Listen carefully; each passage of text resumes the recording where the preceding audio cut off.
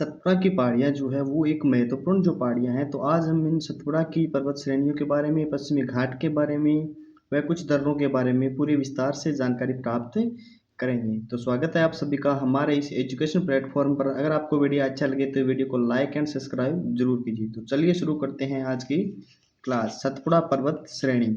यह पर्वत श्रेणी पश्चिम में राजपीपला पहाड़ी से प्रारंभ होकर महादेव व मैकाल पहाड़ी के रूप में छोटा नागपुर पठार तक विस्तृत है। इस पर्वत श्रेणी में सबसे ऊंची चोटी है वो धूपगढ़ है जो 1350 मीटर है। याद रखना, इस पर्वत चोटी की सबसे ऊंची चोटी है वो धूपगढ़ है जिसकी औसत ऊंचाई 1350 मीटर है, जो महादेव पर्वत पर स्थित है। पंचमंडी 1117 मीटर है, महादेव पर्वत पर भी स्थित है। मैकाल पठार ये छत्तीसगढ़ राज्य में स्थित है। याद रखना, मैकाल का पठार ये छत्तीसगढ़ राज्य में है। मैकाल पहाड़ी का सर्वोच्च शिखर कौन सा है? अमरकटक है, जिसकी जो ऊंचाई है वो 1036 मीटर है। अमरकटक कई नदियों का उद्गम स्थल भी है जहाँ से सोम व नर्मदा नदियाँ निकलती है। सोम व नर्मदा नदी अगर पूछे कि किस पहाड़ी से निकलते हैं तो आपके अमरकटक पहाड़ी से ये दोनों निकलती है। आगे चलते हैं तो इस पठार के पूर्व में पूर्व घाट की पहाड़ियाँ अत्यधिक कटी छटी है जो सोम, चंबल व दामोदर नदियों की दिशा में स्पष्ट है कि प्रायद्वीपीय पठार के ढाल उत्तर व पूर्व की ओर है जो महानदी गोदावरी, कृष्णा और कावेरी की दिशा से क्या है? संतुष्ट है। यह एक ब्लॉक पर्वत है जिसके उत्तर व दक्षिण में क्रम से नर्मदा एवं ताप्ती की दर्रार घाटियां भी स्थित हैं। तो यह पर्वतमाला मुख्यतः ग्रेनाइट व बेसाल्ट चट्टानों से निर्मित है।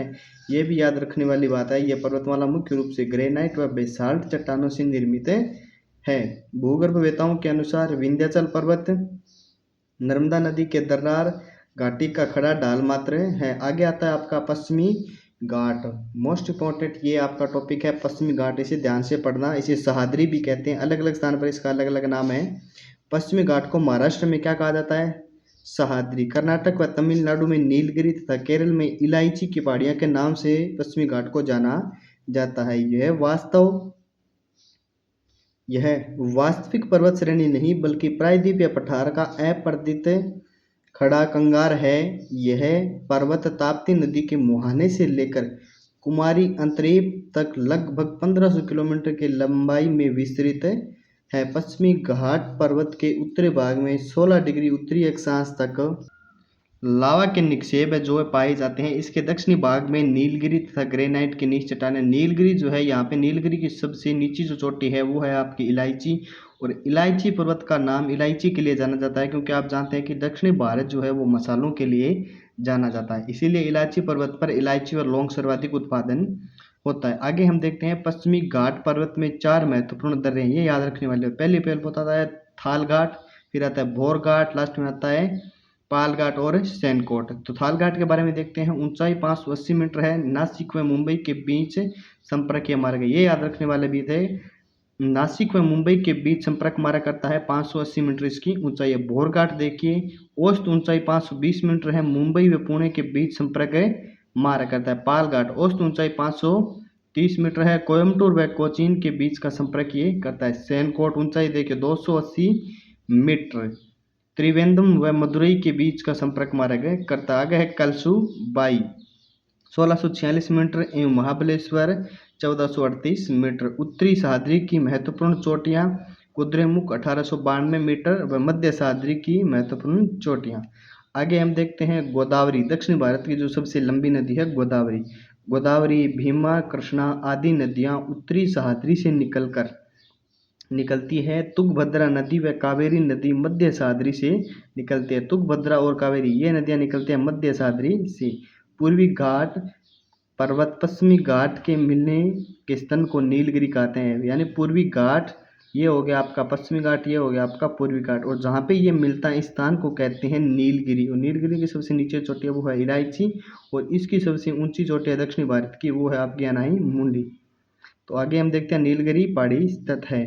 दोदुआ बेटा 2637 मीटर नीलगिरी की सबसे ऊंची चोटी है। नीलगिरी की जो सबसे ऊंची चोटी है वो है दोदुआ बेटा 2637 मीटर। और दक्षिणी भारत की सबसे ऊंची चोटी है वो नीलगिरी के दक्षिणी में अनाई मलाई की पहाड़ी है। यहाँ पहाड़ी सागवान के वनों के लिए प्रसिद्ध है, और यह पहाड़ी किसके लिए? सागवान वनों के लिए प्रसिद्ध दक्षिणी भारत की सबसे ऊंची चोटी है वो अनाईमुंडी है, याद रखना 2695 मीटर इसकी ऊंचाई है। आगे है अनामलाई की पहाड़ी पर स्थित है, अनामलाई के निकट ही पालनी की पहाड़ी स्थित है। कोडाई कैनाल नामक पर्यटन स्थल पालनी की पहाड़ी पर है। नीलगिरी की पहाड़ी एक ब्लॉक पर्वत है। ऊंटी नामक पर्यटन स्थल इसी पहाड़ी पर स्थित है। अनामलाई के दक्षिण में कारडेम की कारडेम की पहाड़ियाँ यानी इलायची की पहाड़ियाँ हैं। यह पहाड़ियाँ इलायची की कृषि के लिए विश्व प्रसिद्ध मानी जाती है। दक्षिणी भारत की पहाड़ियाँ रबड़, चाय, कौवा व कृषि के लिए प्रसिद्ध है। आगे हम देखते हैं पश्चिमी घाट। पश्चिमी घाट पर्वत व शरावती नदी का गोरोसोपा अथवा जोग जलप्रपात स्थित है। यह भारत का सबसे ऊंचा है, जिसमें 225 मीटर जलप्रपात है। 25 मीटर ऊंचाई हो गई और यह जलप्रपात है। जबकि कुचिकल होना था, यहाँ पे कचिकल हो गया। कुचिकल दूसरा जलप्रपात है जो 425 मीटर वही नदी पर स्थित भारत का सबसे ऊंचा जलप्रपात है। आगे हम देखते हैं पूर्वी घाट को। नल्लामला, एरामला, वेडिकोड़ा, पालकोड़ा, कुपड़ा पहाड़ी सेवराय व जवाई तमिलनाडु पहाड़ियों के अंतर्गत आती है। पूर्वी घाट की औसत ऊंचाई 600 मीटर। ये याद रखने वाली बात है कि पूर्वी घाट की जो औसत ऊंचाई है वो कितनी है, 600 मीटर है। यद्यपि दक्षिणी में नीलगिरी क्षेत्र या नीलगिरी श्रेणी के निकट यह सर्वाधिक ऊंचाई प्राप्त करती है। भू आकृति की दृष्टि से भारत में काफ़ी विभिन्नता पाई जाती है। स्थलाकृति की ये विषमताएं भूगर्भिक भूसंचलन, भूगर्भिक संरचना एवं जलवायु की विषमता का परिणाम है। कुल लंबाई 1300 किलोमीटर, औसत ऊंचाई 615 मीटर। यह पर्वत उत्तर में अधिक चौड़ा है 190 किलोमीटर एवं दक्षिण में कम चौड़ा है 75 किलोमीटर। इसका उत्तरी भाग चार्नोकाइट व खंडोलाइट चट्टान से निर्मित है, जबकि मध्य भाग में क्वार्ट्ज व स्टेल जैसी चट्टानें पाई जाती है। इसकी सबसे ऊंची चोटी महेंद्रगिरी अथवा पार्श्वनाथ दूसरी सबसे ऊंची चोटी है जो ओडिशा में स्थित है। इस पर्वत श्रृंखला को कई नदियों ने कई जगहों पर काट दिया है। फलस्वरूप यहाँ कई अलग अलग पहाड़ियाँ देखने को मिलते हैं। नीलगिरी व मालागिरी की पहाड़ियाँ चंदन व सागवान की लकड़ी के लिए प्रसिद्ध है। ये याद रखने वाली बात है, चंदन व सागवान की लकड़ियों के लिए प्रसिद्ध है। विभिन्न नदियों के पूर्व घाट पर्वत को कई स्थानों ने काट दिया, फलस्वरूप यहाँ कई अलग अलग पहाड़ियाँ देखने को मिलती है। जैसे तमिलनाडु में जावादी, शिवराय, पंचमलाई व सिरुमलाई पहाड़ियाँ स्थित हैं। सलेम जिले में बिलगिरी पहाड़ियाँ, कोयम्बटूर जिले में शेवराय की पहाड़ियाँ विभिन्न धात्विक खनिजों के लिए प्रसिद्ध मानी जाती है। आगे आते हैं महाद्वीप के कुछ अन्य पर्वत। राजमहल, ये आपके कहाँ पर है, झारखंड में। राजमहल की पहाड़ी की औसत ऊंचाई है जो 500 मीटर है। इसका निर्माण बेसाल्ट चट्टानों से हुआ था। इस क्षेत्र में भी ज्वालामुखी क्रिया काफ़ी बड़े पैमाने पर हुई थी। गिर की पहाड़ियाँ गुजरात में, आप जानते हो गिर की पहाड़ियाँ गुजरात में, जैसे गिरिराज सबसे ऊंची चोटी है, इसकी औसत ऊंचाई 500 मीटर है। गारो खासी जयंतिया, ये आपके मेघालय। पहाड़ियों का निर्माण नवोमेशम क्रिया का परिणाम है। गारो पहाड़ी की औसत ऊंचाई 900 मीटर है, जबकि खासो व जयंतिया की औसत ऊंचाई 1500 मीटर मानी जाती है। आगे है सालमा की पहाड़ियाँ, छोटा नागपुर पठार में स्थित है। यह अत्यंत प्राचीन लावा निर्मित पहाड़ी है। ताप्ती के दक्षिण में अजंता की पहाड़ियाँ स्थित है। ये याद रखने वाला है कि ताप्ती के दक्षिण में अजंता की पहाड़ियाँ भी स्थित है। आगे सबसे महत्वपूर्ण जो टॉपिक आता है वो आपका आता है प्रायद्वीपीय पठार। अनेक पर्वतों में नदियों की उपस्थिति के फलस्वरूप प्रायद्वीपीय पठार कई छोटे छोटे पठारों में विभक्त किया गया है और इसका विवरण हम कुछ निम्न प्रकार से देखते हैं। सबसे पहले जो आता है वो आता है दक्कन का ट्रेप।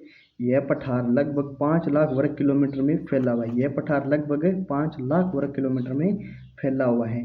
क्रीटेट से लेकर इयोसीन काल तक होने वाली ज्वालामुखी क्रियाओं के फलस्वरूप इस पठार का निर्माण हुआ है। यह बेसाल्ट निर्मित पठार, ये याद रखने वाला है कि ये जो पठार है ये बेसाल्ट निर्मित पठार है, लावा निर्मित पठार है, जिसमें लावा की अधिकता गहराई 2000 मीटर तक पाई जाती है। मोस्ट इम्पॉर्टेंट याद रखने वाली बात, लावा की जो अधिक गहराई है वो कहाँ पर पाई जाती है, 2000 मीटर तक पाई जाती है। पश्चिम से पूर्व की ओर जाने पर लावा की गहराई कम होती है। तेलंगाना का पठार व कर्नाटक का पठार। दक्षिण में दक्कन के पठार के 2 भाग है, पहला हो गया तेलंगाना का, दूसरा हो गया कर्नाटक का।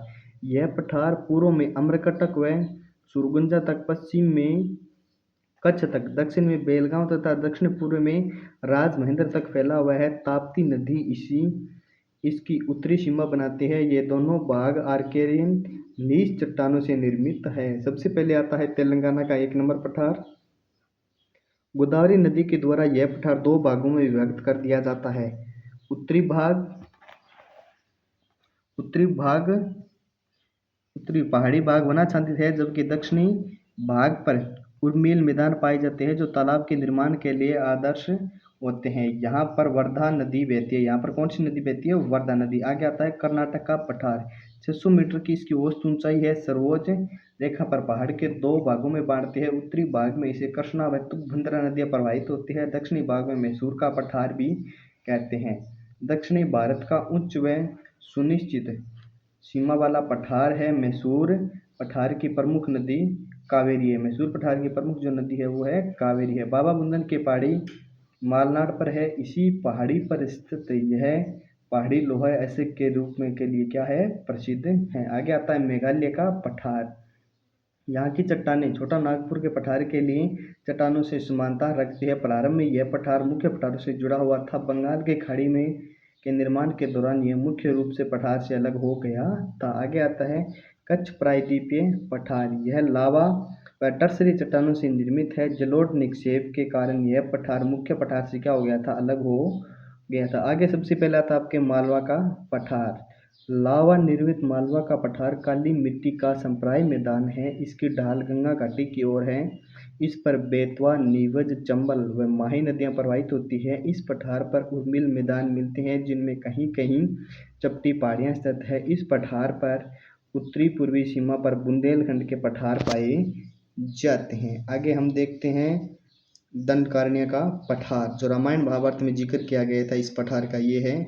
यह पठार अत्यंत उबड़-खाबड़ पठार है। यहाँ जनसंख्या का घनत्व अत्यंत विरल है। इसका विस्तार छत्तीसगढ़, उड़ीसा, आंध्र प्रदेश में है। इसका निर्माण धारवाड़ चट्टानों से माना जाता है। आगे देखते हैं छोटा नागपुर का पठार। छोटा नागपुर वर्तमान में यहाँ पर यूरेनियम की भी खोज की गई है। कहाँ पर? छोटा नागपुर के पठार में। यह पठार बिहार व झारखंड के बिहार के गया से लेकर झारखंड के हजारीबाग, रांची में तक क्षेत्र में फैला हुआ है। इसकी औसत ऊंचाई है 700 मीटर है। महानदी, सवर्ण रेखा, सोम, दामोदर आदि इस पठार की मुख्य नदियां हैं जो गहरी घाटियों से प्रवाहित होकर अलग अलग दिशाओं में फैले जाती है। सोम नदी पठार में उत्तरी पश्चिम से बहकर गंगा नदी में समाहित हो जाती है। दामोदर नदी पठार के मध्य भाग में पश्चिम से पूर्व की ओर प्रभावित होती है। आगे है महानदी। इसकी दक्षिणी सीमा है जो दक्षिणी पूर्वी में प्रवाहित होकर इस पठार में उत्तर सीमा राजमहल पहाड़ी है। उत्तरी सीमा जो है वो राजमहल का पहाड़ी है। छोटा नागपुर पहाड़ी कई भागों में बंटा हुआ है। दामोदर नदी के उत्तर में कई पहाड़ों और पहाड़ी के समूह मिलते हैं जिनमें हजारीबाग तथा कोडरमा के पठार प्रमुख है। दामोदर नदी के दक्षिण में रांची का पठार है। रांची का पठार सामान्यतः समतली है। कुछ निचली पहाड़ियों को छोड़कर यहाँ पर ग्रेनाइट है। आगे हम देखते हैं वनीस की चट्टानें पाई जाती हैं। इस समतल भाग पर रांची नगर अवस्थित है। ये याद रखना, रांची नगर अवस्थित है। इस नगर में नदियाँ चारों दिशाओं में प्रवाहित होती है। दामोदर घाटी अब एक भ्रंश के रूप में उपलब्ध है जिसे गोंडवाना काल के निक्षेप माना जाता है। खनिज पदार्थों की दृष्टि से इस पठार को काफ़ी धनी माना जाता है। यहाँ पर भारत के प्रमुख खनिज बॉक्साइट, अभ्रक, कोयला आदि भारी मात्रा में पाए जाते हैं। इसके अतिरिक्त टंगस्टन भी पाया जाता है, क्रोमाइट भी पाया जाता है, चूना पत्थर, चिकनी मिट्टी, क्वार्ट्ज और इमारती पत्थर, तांबा आदि प्रचुर मात्रा में उपलब्ध है। वन संपदा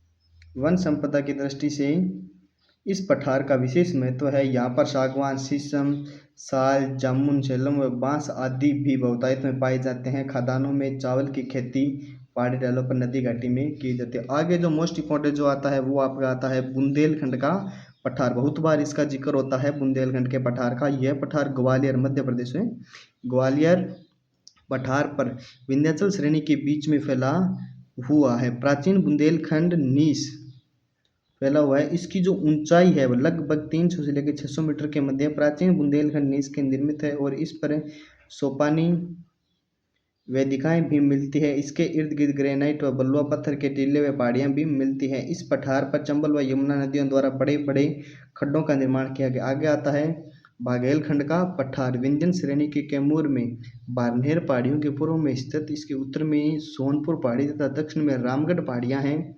वो बुंदेलखंड का मध्य भाग क्रम से ऊंचा होता है तथा पूर्व में पश्चिम की ओर फैला हुआ है। यहाँ पश्चिमी भाग में बलुआ पत्थर व चूने का पत्थर तथा पूर्वी भाग में ग्रेनाइट की चट्टानें पाई जाती है। यह पठार बलुआ पत्थर, चूना पत्थर व ग्रेनाइट से निर्मित है। इसके उत्तर में सोनपुर पहाड़ियाँ व दक्षिण में रामगढ़ की पहाड़ियाँ स्थित हैं। प्रायद्वीपीय पठार की पर्वत श्रेणियाँ, मुख्य बात आती है सबसे ज़्यादा बार यह याद करने वाली बात आई है पर्वत श्रेणी, ये सबसे ज़्यादा मोस्ट इम्पोर्टेंट पर्सन माना जाएगा, याद रखने वाली बात है ये है। आगे आता है विंध्याचल। विंध्याचल श्रेणी का विस्तार अव्यवस्थित रूप से यह नर्मदा नदी के साथ पश्चिम की ओर गुजरात से आरंभ होकर उसके समानांतर पूर्वी दिशा में बढ़ती हुई उत्तर दिशा की ओर मुड़े जाती है। अंततः उत्तर प्रदेश के मिर्जापुर तक अपना विस्तार प्राप्त करती है। विंध्याचल पर्वतमाला विंध्याचल, बाड़मेर, कैमूर तथा पार्श्वनाथ की पहाड़ी का सम्मिलित रूप है। विंध्याचल पर्वत में परतदार चट्टानें मिलती है। विंध्याचल पर्वत ही उत्तर व दक्षिणी भाग को एक दूसरे से स्पष्ट रूप से अलग करता है। इस पर्वत की औसत ऊंचाई 900 मीटर मानी जाती है। अब हमें जो याद करना है वो याद करना है हमें भारत की प्रमुख दरें। ये आपको याद रखने वाली बात है, मोस्ट इम्पोर्टेंट क्वेश्चन, वो भी 1000%। तो सबसे पहले आती है काराकोरम दर्रा। यह दर्रा जम्मू कश्मीर राज्य के लद्दाख क्षेत्र में काराकोरम श्रेणी के मध्य स्थित भारत का सबसे ऊंचा दर्रा स्थित है। काराकोरम याद रखना भारत का सबसे ऊंचा दर्रा है। यहाँ पर चीन को जाने वाली एक सड़क भी बनाई गई है। प्राचीन काल में इस दर्रे को यारकंद भी नाम से जाना जाता है, याद रखने वाली बात है। इसका नाम क्या था? यारकंद नाम से भी जाना जाता है। आगे आता है जोजिला दर्रा। जम्मू कश्मीर राज्य को जास्कर श्रेणी में यह दर्रा स्थित है। इसकी ऊंचाई 3529 मीटर है। श्रीनगर से लेह जाने वाला मार्ग इसी दर्रे से होकर गुजरता है। पीर पंजाल की तरह देखना, यह जम्मू कश्मीर के दक्षिण पश्चिम में स्थित है। पीर पंजाल के मध्य 3494 मीटर ऊंचा दर्रा है। इसे दर्रे को कुलगांव में कोठी जाने का मार्ग गुजरता है। आगे आता है बनिहाल दर्रा। यह जम्मू कश्मीर के दक्षिणी पश्चिम में पीर पंजाल श्रेणी में स्थित है। इसकी जो ऊंचाई है वो 2832 मीटर मानी जाती है। जम्मू से श्रीनगर का मार्ग इसी से गुजरता है। आगे है सिपकेला दर्रा। यह दर्रा हिमाचल प्रदेश के जास्कर श्रेणी में स्थित है। इस दर्रे से होकर शिमला से तिब्बत जाने का मार्ग स्थित है। आगे आता है रोहतांग दर्रा हिमाचल प्रदेश का पीर पंजाल श्रेणी में यह दर्रा स्थित है। इसकी जो ऊंचाई है 4631 मीटर है। जवाहर सुरंग इसी बाग में स्थित है। आगे आता है बड़ा लाचला होता है इसे बड़ा लाचला दर्रा। यह हिमाचल प्रदेश में जास्कर श्रेणियों के मध्य स्थित है। इसकी ऊंचाई 4512 मीटर है। मंडी से लेह जाने के मार्ग में इस दर्रे से गुजरना पड़ता है। आगे हम देखते हैं मान्ना दर्रा। यह बुंदेलखंड के कुमायूं हिमालय में स्थित है। इसी दर्रे से होकर भारतीय तीर्थयात्री मानसरोवर झील व कैलाश घाटी के दर्शन हेतु जाते हैं। मान्ना दर्रा से होकर ही कैलाश घाटी व मानसरोवर के लिए जाते हैं। नीति दर्रा देखिए आगे। यह दर्रा भी उत्तराखंड के कुमायूं प्रदेश में स्थित है और इसकी ऊंचाई 5389 मीटर। दर्रा किसे कहते हैं? दो पहाड़ियों के बीच बनाए गए एक संकरा गली जो होती है उसको दर्रा कहते हैं। यहाँ से भी मानसरोवर झील व कैलाश घाटी जाने का मार्ग खुलता है। आगे है नाथुला दर्रा। यह सिक्किम राज्य में डोग्यो श्रेणी में नाथुला दर्रा स्थित है। यह भारत चीन युद्ध के समय सामरिक महत्व के कारण अधिक चर्चित रहा है। यहाँ पर दार्जिलिंग और चुंगी घाटी होकर तिब्बत जाने का मार्ग है। आगे आता है आपका जलेपला दर्रा। यह दर्रा भी सिक्किम राज्य में है। भूटान जाने वाला मार्ग इसी दर्रे से होकर गुजरता है। यहाँ से भी दार्जिलिंग व चुंगी घाटी होकर तिब्बत जाने का मार्ग स्थित है। आगे आता है बोमडिला अरुणाचल प्रदेश का। यह अरुणाचल प्रदेश में स्थित उत्तर पश्चिमी भाग में स्थित है। बोमडिला के तवांग घाटी होकर तिब्बत जाने का जो मार्ग है वह नोट याद रखने वाली बात है कि दर्रे को तिब्बती भाषा में ला कहते हैं। दर्रे को तिब्बती भाषा में क्या कहते हैं? ला कहते हैं। नियमानुसार इसे सिपकी दर्रा अथवा सिपकी ला कहना चाहिए। आगे हम देखते हैं यांग्याप दर्रा अरुणाचल प्रदेश के उत्तर पूर्व में स्थित। इसके पास से ब्रह्मपुत्र नदी भारत अरुणाचल प्रदेश में प्रवेश करती है। यहीं से चीन के लिए मार्ग खुलता है। दिप्पू दर्रा अरुणाचल प्रदेश में पूर्व में म्यांमार सीमा पर स्थित यह दर्रा है दिप्पू दर्रा। आगे है पांगसाउ दर्रा। यह अरुणाचल प्रदेश के दक्षिणी पूर्वी से म्यांमार सीमा पर स्थित है। डिब्रूगढ़ से म्यांमार जाने के लिए इसी दर्रा से जाना पड़ता है। आगे आता है तुजू दर्रा। यह मणिपुर राज्य के दक्षिणी पूर्व में स्थित इम्फाल से तामू कोमेमूर जाने के लिए दर्रे से रास्ता जाना जाता है। आगे है बालघाट, बालघाट। यह महाराष्ट्र राज्य के पश्चिमी घाट के श्रेणी में स्थित प्रमुख दर्रा है। इसकी ऊंचाई 583 मीटर है। यहाँ से होकर दिल्ली मुंबई के प्रमुख सड़क व रेल मार्ग गुजरते हैं। बोरघाट, यह दर्रा महाराष्ट्र राज्य के पश्चिमी घाट श्रेणी में स्थित है। पुणे बेलगांव रेल मार्ग व सड़क मार्ग इसी तरह से गुजरते। आगे है पालघाट आता है। यह केरल राज्य के मध्य पूर्व में नीलगिरी की पहाड़ियों में स्थित है। इसकी जो ऊंचाई है 305 मीटर है। कॉलीकट त्रिचौर से कोयम्बटूर इंदौर तक का रेल व सड़क मार्ग से इसी तरह को गुजरते हैं। भारत राज्यों के प्रमुख दर्रे, ये देखिए जम्मू कश्मीर के प्रमुख दर्रे जोजिला, काराकोरम, पीरपंजाल, बुर्ज हिल, बनिहाल। सिक्किम के प्रमुख दर्रे जयपलीला, नाथुला। अरुणाचल प्रदेश की प्रमुख दर्रे बोमडिला दर्रा हो गया, बुंगला दर्रा हो गया, दिप्पू दर्रा हो गया, यांगयाप दर्रा हो गया। और हिमाचल प्रदेश के रोहतांग हो गया, वरालाचला हो गया, सिपकिला दर्रा हो गया। अगर आपको वीडियो अच्छा लगे तो वीडियो को लाइक एंड सब्सक्राइब जरूर करें। आगे आप कमेंट बॉक्स में ज़रूर करके बताइए कि आपको अगला वीडियो किस टॉपिक पर चाहिए। Thanks for watch my video.